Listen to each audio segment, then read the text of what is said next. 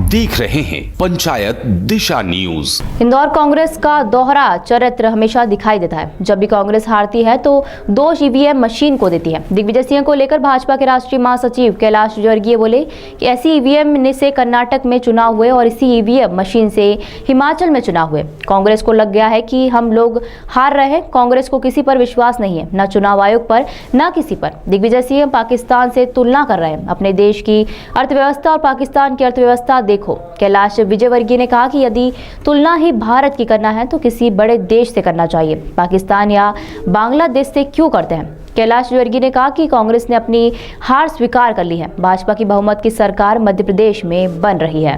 कांग्रेस की तुष्टीकरण की नीति कांग्रेस को खत्म करेगी और देश के लिए कांग्रेस खतरनाक है। इसलिए हमें लगता है कि मध्य प्रदेश में कांग्रेस ने हार स्वीकार कर ली है। कमलनाथ जी को लेकर साधा निशाना कि अब आपको हनुमान जी याद आ रहे हैं। राम राम जपते रहो। कमलनाथ और दिग्विजय सिंह को धन्यवाद देता हूं कि उन्होंने हार स्वीकार की है। देखिए, कांग्रेस के नेता इवेंट करते हैं, उनको ये भी नहीं पता कि जिस उम्मीदवार के लिए हम आए हैं उस उम्मीदवार का नाम क्या है। मैं शर्मा जी के लिए वोट मांगने आई हूँ। लोग सोच रहे थे यार कि इंदौर में जनसंपर्क करिए, शर्मा जी कौन उम्मीदवार है, कोई नया तो नहीं आ गया। तो ये इवेंट ऐसा है कि भाषण लिख के दे देते हैं, पढ़ लेते हैं।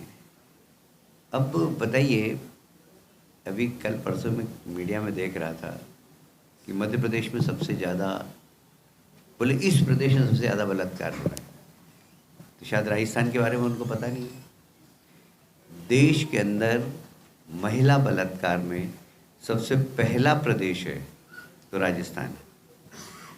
महिला अत्याचार में सबसे पहला प्रदेश है तो राजस्थान है।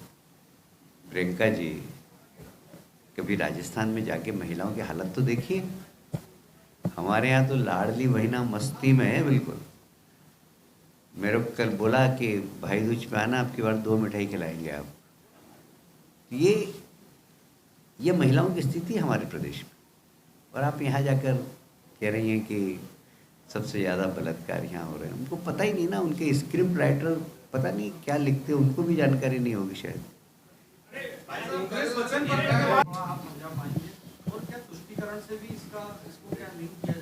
क्या बोले आप? ये चुनावी इंदौर का आपका स्टेटमेंट। हाँ, देखिए, आप पूरा राहुल जी का कैरेक्टर देख लीजिए।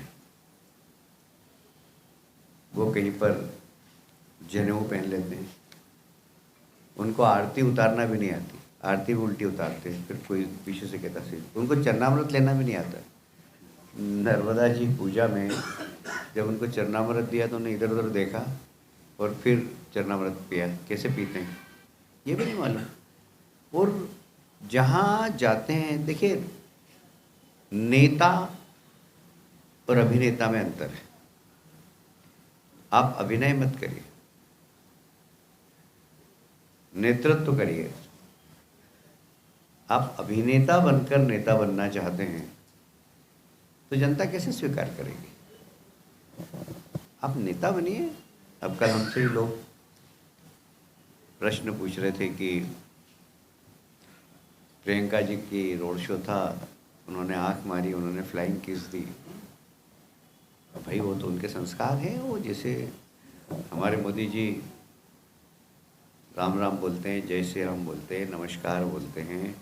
वो बाकायदा केदारनाथ जाते हैं तो वहाँ पर ध्यान में बैठ जाते हैं, महाकाल आते हैं तो वहाँ माला का जाप करते हैं। ये उनके इनबिल्ट संस्कार है, ये कोई दिखावा नहीं है कि सोमनाथ मंदिर गए तो खड़ से जनेऊ पहन ली, गुजरात चुनाव में गए तो, केरल में जहाँ से राहुल गांधी चुनाव लड़ने के वहाँ खड़ से टोपी पहन ली। ये जो अभिनय है ना, ये अभिनय से व्यक्ति नेता नहीं बनता है। और मुझे गर्व है कि देश के पास एक ऐसा नेता है नरेंद्र मोदी जी के रूप में, जो देश ही नहीं दुनिया के अंदर भारत की प्रतिष्ठा बनाए। मुझे गर्व है इस बात का कि जिस प्रकार भारत ने प्रगति की है, चाहे वो आर्थिक प्रगति हो, चाहे सैन्य प्रगति हो, चाहे हमारी, मुझे एक बात का जिक्र करना है कि न्यूयॉर्क टाइम्स एक ऐसा अखबार है जो साधारणतया भारत को क्रिटिक हमेशा बुराई करता रहता है, और एक उनकी टैग लाइन है कि भारत में अल्पसंख्यक और दलित असुरक्षित, ये टैग लाइन है उनकी। पर उन्होंने अपने संपादकीय में लिखा कि इजराइल और फिलिस्तीन के झगड़े में विश्व युद्ध की संभावना बढ़ रही है, पर इस विश्व युद्ध को कोई रोक सकता है तो एक ही व्यक्ति है, वो नरेंद्र मोदी। ये हम सब 140 करोड़ लोगों के लिए बहुत गर्व की बात है कि भारत की छवि, भारत के नेता की छवि दुनिया के अंदर जो उनके विरोधी हैं वो भी उसको अप्रिशिएट करते हैं। ये हम सब के लिए बहुत गर्व की बात है। और कोई पूछना चाहें?